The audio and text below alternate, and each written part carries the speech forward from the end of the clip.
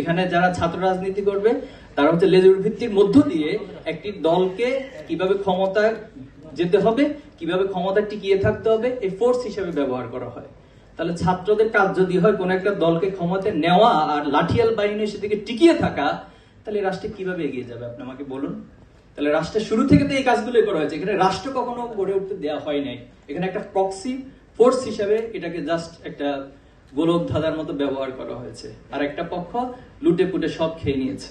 তা আমরা এই অবস্থার পরিবর্তন চাই কিনা? আমি খুব বেশি সময় পাই নাই, উপরে জাস্ট একটু ঘুরে এসেছি, আপনাদের আইডিয়া গুলো দেখে অবাক হয়েছি।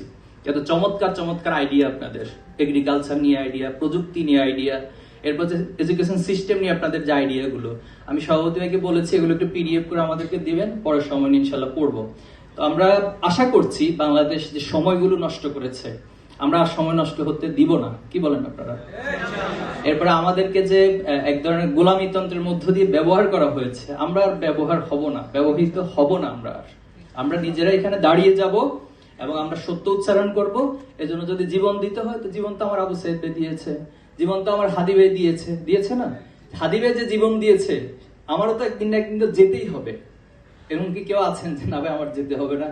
তাহলে হাদি ভাইয়ের জীবন দেয়া বাংলাদেশে প্রমাণ করেছে এখন পর্যন্ত বেস্ট জীবন দেওয়ার কাতারের মধ্যে একটি তিনি অন্যতম।